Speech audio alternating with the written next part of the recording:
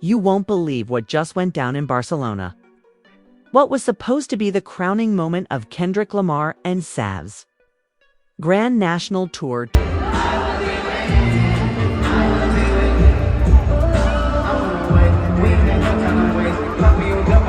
turned into an emotional roller coaster packed with record-breaking highs and jaw-dropping backstage chaos. Fans came for the music, but they left with front-row seats to the most explosive drama of the year. From surprise walk-offs to teary-eyed confrontations, the stage wasn't the only place that saw fireworks. Talk, like SZA, like boss, like Barcelona. I promise, more buzz, it's a boss, it's a crater, or a spaceship. Fireworks that night. Sources say tensions had been building between Kendrick and SZA for weeks, but no one expected it to blow up like this. We're talking secret phone calls, betrayal rumors, a last-minute setlist switch, and a moment on stage so intense it left fans screaming, and not in a good way. And just when you thought it couldn't get more chaotic, a mystery guest arrived, who turned everything upside down. What really happened behind those velvet curtains? Who stormed off in tears? And how did a historic sold-out stadium show almost fall apart in real time? Stay tuned, because the truth is wilder than anything you've heard. This isn't just a tour, this is the Kendrick and SZA drama no one saw coming. Barcelona had no idea what it was in for. Thousands of fans had flooded the Olympic Stadium, screaming, dancing, and waiting breathlessly for what was promised to be the most legendary stop of Kendrick Lamar and SZA's Grand National tours. Tickets had sold out in under 3 minutes. People had flown in from Paris, London, and even as far as New York just to witness the magic. On the surface, everything looked perfect. But underneath the flashing lights and thunderous beats, the cracks were already showing. Rehearsals had been tense all week. Sources close to the crew say Kendrick and SZA weren't even speaking to each other by the time the final soundcheck came around. The tension was palpable. Every time SZA walked into the room, Kendrick would suddenly need a moment alone. And when Kendrick was on stage practicing his set, SZA would roll her eyes and scroll through her phone, making no effort to hide her frustration. People whispered about creative differences, but it was more than that. This was personal. Backstage, their managers were seen in heated discussions, pacing up and down the hallways. One witness said, "You could feel the energy shift. It wasn't just another show, something was brewing." The speculation reached a boiling point when, just hours before the concert, HAA's longtime stylist was seen storming out of her dressing room, yelling, "You don't get to control her anymore," followed by slamming doors and the unmistakable sound of something breaking. Still, the show began on time. The crowd went wild when the lights dimmed and the intro visuals started playing. Kendrick emerged first, as always, with explosive energy. His performance of DNA had the stadium shaking. But sharp-eyed fans noticed something strange. SZA, who usually joined him halfway through their iconic All the Stars duet, didn't appear. Instead, a backing vocal track played over her part, while Kendrick stared straight into the crowd, stone-faced. Fans were confused. Whispers turned into murmurs. Something was off. 20 minutes later, SZA finally hit the stage, looking radiant but noticeably distant. She launched into Good Days, and while her vocals were flawless, her eyes were heavy. There was no sparkle, no usual joy. Even as fireworks exploded behind her, she barely smiled. And when she finally addressed the crowd, her words sent a chill through the arena. "Sometimes people you trust the most turn into strangers," she said, pausing as the crowd fell silent. "But Barcelona, tonight, I'm here for you." The internet exploded instantly. Twitter lit up with theories. Was she talking about Kendrick? A falling out? Was the tour in jeopardy? And then, midway through the set, things escalated. During the transition into Love Galore, which usually features a seamless mix into Kendrick's verse, the beat cut out suddenly. Stagehands scrambled. The lights flickered. And then, in front of a confused crowd, SZA walked off stage mid-song, mic still hot, muttering, I'm not doing this tonight." Gasps rippled through the stadium. People started recording. You can actually hear one fan in a now viral video yell, "Wait, is this part of the show?" It WASN single quotes to, "Moments later, Kendrick returned, clearly flustered." He picked up where she left off, powering through a solo version of Love Galore, changing the lyrics in a way that many fans believe was a direct jab at SZA. Instead of the original verse, he rapped, "Used to be a team, now I'm solo in the frame, left me on the stage like I'm the one to blame." The audience erupted. People screamed. Phones flew into the air. Someone fainted. It was clear now, this wasn't just a technical glitch. This was real, raw, and unfolding live in front of 60,000 people. Backstage, chaos reigned. Crew members were seen running between dressing rooms. A security guard who spoke anonymously later revealed there were people crying, yelling. It was like a war zone back there. SZA was locked in her room. Kendrick's manager was banging on the door telling her she was being unprofessional. And someone, I'm not saying who, threatened to cancel the rest of the tour. But the drama didn't end there. After Aisha's abrupt exit, rumors started spreading that she'd taken her private car and left the venue entirely. But just when fans thought she was gone for good, she returned. Exactly 30 minutes later, in a completely different outfit. A crimson-red robe-like ensemble with a glittering crown-like headpiece. She stepped onto the stage with no announcement. No cue. The crowd lost it. She walked directly to the mic and said, "Barcelona, I was raised to never let someone silence my voice. I'm here to finish what I started." And with that, she performed Kill Bill with such passion, such fire, that even people in the nosebleeds could feel her rage. Her voice cracked. Her hands shook. It was less a performance and more a declaration. But Kendrick, he didn't come back out. Not once. The remainder of the show was SZA, raw, emotional, unapologetic. She didn't acknowledge him again. Not even during the encore, where they usually reunite for their tour's closing mashup of All Right and Broken Clocks. Instead, she ended the night by simply whispering into the mic, "You know who you are." And then she walked off. No goodbye. No bows. Just silence. The audience stood stunned. Some clapped. Some booed. Others just looked at each other in disbelief. Online? The fandom split in two. Team Kendrick, Team SZA. Timelines were flooded with amateur lip readers decoding backstage footage, freeze frames of facial expressions, and even alleged texts from someone in the tour crew claiming this drama had been brewing since the London stop, when, according to them, SZA discovered Kendrick had been negotiating a solo extension of the tour without telling her, allegedly. That's when the trust broke. One viral post read, "He was planning to keep it going, just him. She found out from a Spotify rep. That's betrayal." And if that's true, well, Barcelona was the explosion after weeks of tension building in silence. But the question everyone's asking now is, what happens next? Does the tour survive?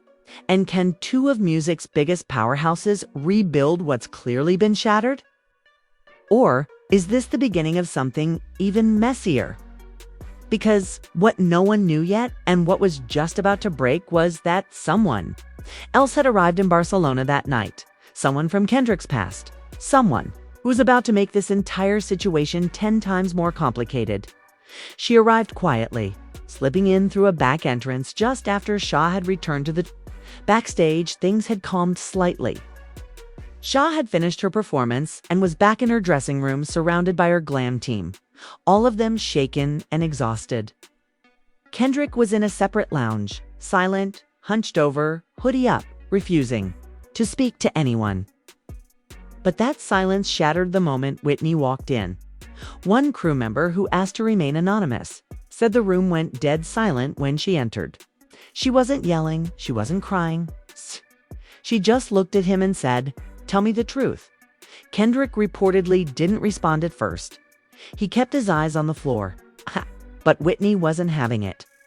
"Don't make me find out." "From someone else," she said.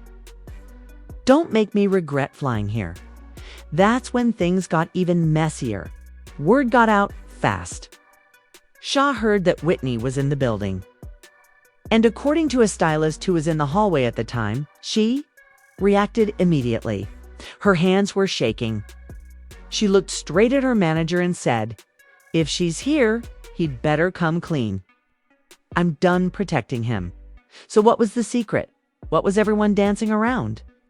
Rumors began surfacing online that Kendrick, an ages professional fallout, might have also had personal roots. No confirmed reports.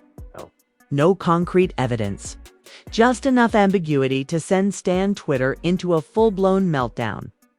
One tweet that blew up within an hour of the show ending simply read, "Whitney, don't fly international unless it's a family emergency." And this wasn't about the music. Soon, leaked photos began circulating, blurry, poorly lit shots from London, Amsterdam, and Rome.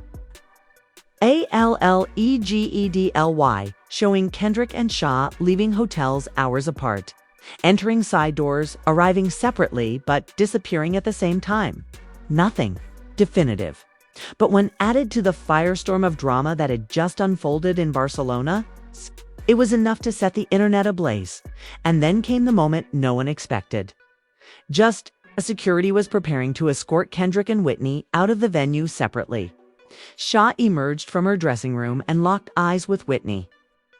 They hadn't seen each other in months, not off stage, not without people around them. And now, here they were, face to face.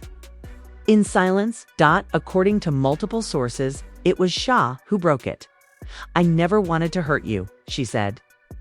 "I thought we were all being honest." Whitney didn't respond. Right away. She studied SZA for a long moment, then turned back to Kendrick. "You told me she was your sister in music." "That's what you said." He finally looked up. And what followed, according to someone in the room, was a single, haunting line from Kendrick. "I never meant for it to go that far." You could hear a pin drop. People in the room say Whitney just nodded, not in agreement but in bitter acknowledgement, and walked out. No screaming, no scene. Just a woman who'd heard what she came to hear. The aftermath backstage was catastrophic. SZA reportedly collapsed onto the couch, bursting into tears. Her team surrounded her, urging her to leave the venue. But she wouldn't. She kept saying, "I didn't want it like this. I didn't want it to end like this." Meanwhile, Kendrick was seen sitting alone, head in his hands, as his security detail stood outside the room, confused and waiting for instructions. Fans outside the venue had no idea what was going on behind the scenes, but their instincts told them something was seriously wrong. People refused to leave. They stood around the arena, trying to catch a glimpse of any artist's departure. Phones were out. Drones were flying. Some fans even live-streamed from the parking lot. And then, just past 2 a.m., an SUV pulled out of the back exit. SZA was inside. The window was down just enough to see her silhouette. She didn't wave. She didn't smile. She just looked out, blank-faced. As the vehicle drove off into the Barcelona night, Kendrick left separately, half an hour later. No lights, no sound. Darkness. By the time morning broke, the headlines were everywhere. SZA storms off stage in Barcelona. Kendrick performs solo D's verse. Whitney Alford confronts Kendrick Lamar backstage. Chaos at Grand National. Tour Barcelona bombshell. Is this the end of Kendrick and Che's tour? Fan pages went into overdrive. People started unfollowing each other on social media. Some noticed that SZA had archived several tour photos. Kendrick's team. Posted. Nothing. Not a single image from the night. Not a word. The silence was louder than the music. But perhaps the most shocking development came from an unexpected source, a backup dancer named Alina, who had worked the entire European leg of the tour. She posted a cryptic Instagram story just hours after the concert. It simply read, "Truth always leaks, even when the mics are off." The post was deleted within minutes, but not before people screenshot it. And not before fans started speculating that there was still more to the story. Because even though Barcelona had already delivered betrayal, heartbreak, and confrontations, something else had happened that night. Something Kendrick hadn't planned for. Someone else had entered the arena. And they weren't there for the music. Someone who would take this already spiraling story and throw it off the edge completely. Someone who had been quiet for too long because now, Baby Keem was in Barcelona. And he had something to say. Baby Keem's arrival was anything but low-key. While the world was still processing the emotional wreckage from the Kendrick SZA triangle, Keem strolled into Barcelona like he already knew how bad things were and like he had come to fan the flames, not put them out. Security tried to block him at the side entrance, but he reportedly looked one guard dead in the eyes and said, "You know who I am?" And they let him through. What fans didn't know was that Keem hadn't been scheduled to join the Barcelona stop. In fact, he hadn't performed at any of the last 6 dates. Insiders say he distanced himself from the tour ever since the tension started brewing between Kendrick and SZA. Some said he was protecting his own brand. Others believed he was trying not to take sides. But now, that strategy was clearly over. According to multiple sources, Keem didn't come just to watch. He came to confront. By the time he entered the green room hallway, word had already spread that Whitney had left the building. SZA was gone, and Kendrick was holed up in his suite, refusing to speak to anyone, not even his manager. But Keem didn't care. He walked straight to the door, knocked twice, and let himself in without waiting for a reply. No one knows exactly what was said in that room. But what's clear is that it wasn't just a cousin to cousin check dash in dot. About 15 minutes later, people inside the venue reported hearing raised voices. Muffled at first, then louder. Then shouting. Then something breaking glass? Maybe? A bottle. A crew member standing nearby said, "I've never seen Keem that mad." He wasn't just angry, he was disappointed. Like something had really broken between them. According to one person who claimed to be within earshot, Keem said, "This ain't who we are. You let all this mess get in your head? We supposed to move different, remember?" Kendrick allegedly stayed silent at first until finally snapping, "You don't know the whole story." Keem shot back, "Then tell it, because right now you're looking like the villain." Outside the room, tension was sky high. Members of Kendrick's team paced nervously, unsure whether to intervene. Someone was already on the phone with the tour's head of PR, trying to figure out how to contain whatever this situation had become. But it was too late for containment. Keem stormed out of the dressing room, visibly furious, and walked straight into the production lounge, where several dancers, lighting techs, and even a few journalists were gathered. And then he did the unthinkable. He spoke. "You think y'all know what happened tonight?" he said, pacing in front of them. "You think this was just about a set list or a missed cue? Nah, it's been brewing since April, and nobody wanted to say it. Not management, not the press, not even him." People froze. Phones went up, but Keem's security quickly ordered them down. "Y'all want to know why the whole vibe shifted after London? Why half the tour crew changed out before Berlin? Ask who was making promises backstage. Ask who was whispering deals, thinking the rest of us wouldn't find out," before anyone could respond. He turned and walked out, but not before looking one of the journalists dead in the eye and saying, "Don't twist my words, just report the truth." Within minutes, #BabyKeem started trending worldwide. Tweets poured in by the thousands. Why Keem sound like he Buddha drop a diss track on his own cousin? Something serious went down in Barcelona if Baby Keem showed up uninvited and left dragging bodies. Keem just confirmed every suspicion we had. This ain't music beef. This is family betrayal, as fans speculated. Within minutes, stan accounts were dissecting the image, comparing angles, analyzing timestamps. Was it real? Was it old? Was it posted by mistake or on purpose? Some fans said it was a cry for clarity. Others said it was a subtle warning.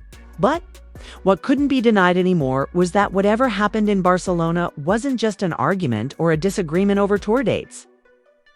This was personal, layered, messy, and heartbreakingly human. At 6:17 a.m., Keem posted a single tweet. Funny, how loyalty be one-sided. He didn't name names, he didn't need to by morning. Headlines were everywhere. Baby Keem breaks silence. Throws shade at Kendrick Lamar. Shaw leaks cryptic photos. Confirms secret connection. Kendrick Lamar under fire as family. And fans turn against him by midday. Rumors were spreading that the next 3 stops of the tour, Lisbon, Milan, and Athens, were at risk of being postponed. Fans who had already booked flights and hotels were panicking. Ticket holders flooded the comment sections of the tour's Instagram page, demanding answers. Meanwhile, HAA's team went radio silent. Kendrick's management declined every interview. Request, Dot, and Baby Keem. He boarded a flight back to Los Angeles without saying another word. But behind the scenes, there was even more drama unfolding. Word got out that a major music journalist from a top-tier publication, someone who'd been backstage during the entire Barcelona fiasco, had been working on a bombshell expose. Allegedly, they'd gathered statements from dancers, sound techs, and even a few assistants who were ready to go on record anonymously. Course. One quote from the draft reportedly read, "This was never about art. This was about control, about ego, about who got to shine brighter." The article wasn't live yet, but everyone knew it was coming. And when it did, it would change everything. Because apparently, someone had proof. A recording. An audio file that captured a conversation between Kendrick and Shaw from weeks earlier, in which they allegedly discussed ending the tour together. Or ending something else entirely. The journalist hadn't published it yet. But they had played it for a few trusted ears. And those ears were saying the same thing.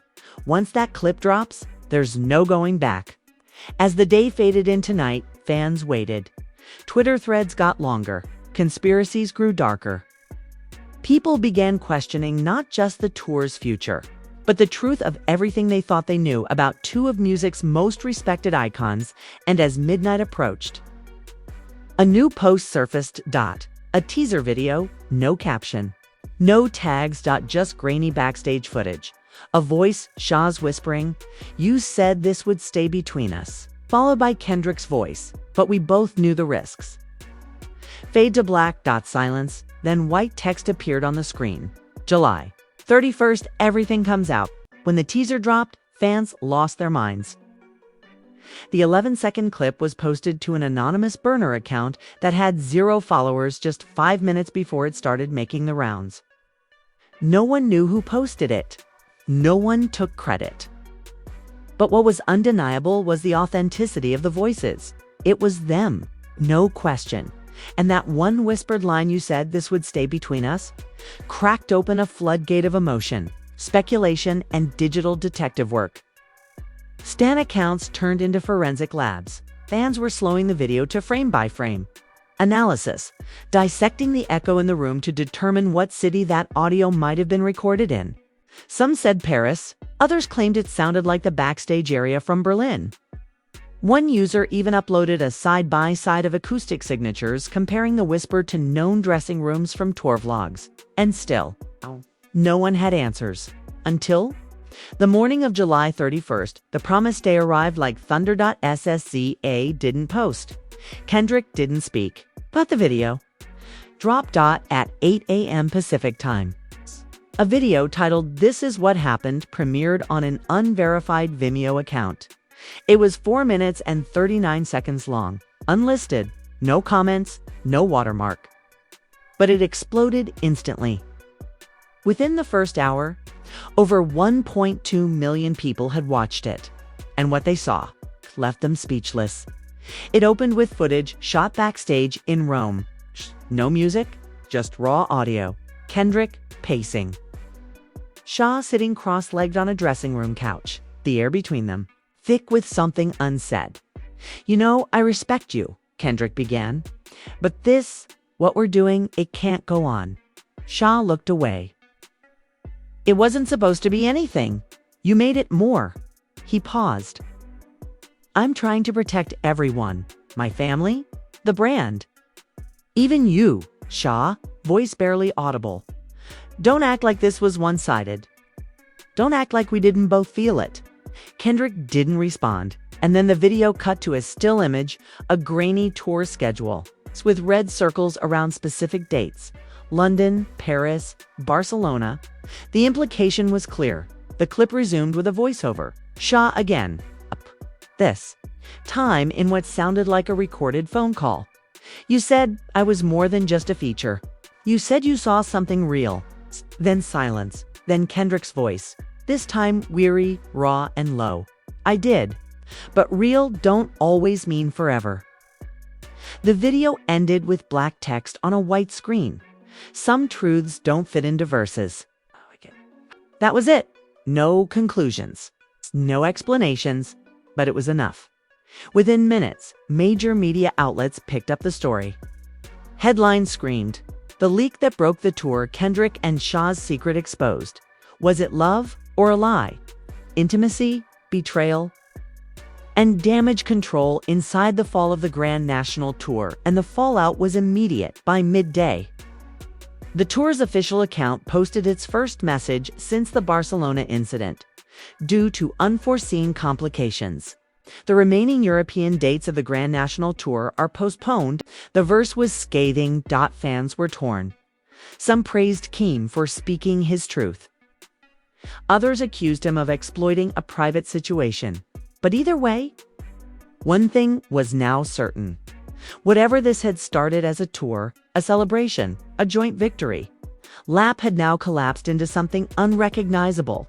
People began to ask, what happens to the music now? Do Kendrick and SZA ever reconcile?